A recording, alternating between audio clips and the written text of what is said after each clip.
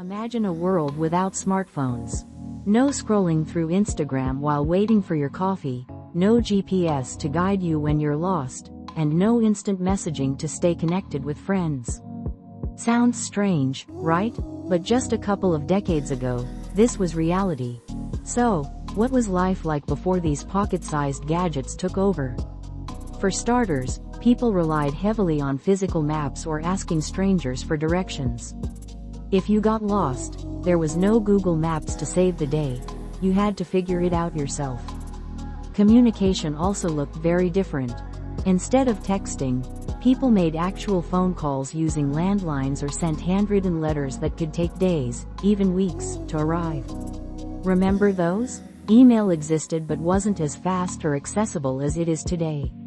Socializing happened face-to-face or over the phone, not through screens. Entertainment was simpler too. People read books, played board games, or watched TV shows at scheduled times because streaming services didn't exist. Music lovers carried around bulky CD players or Walkmans instead of sleek earbuds connected to Spotify playlists.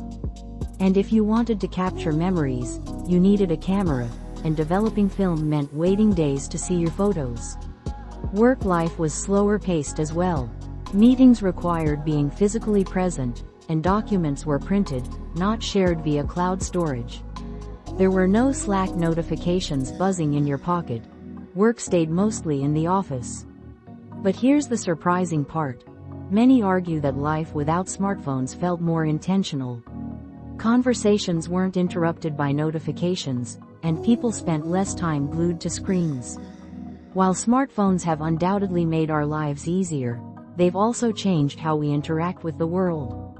So next time you pick up your phone, think about how far we've come, and maybe appreciate the simplicity of the past.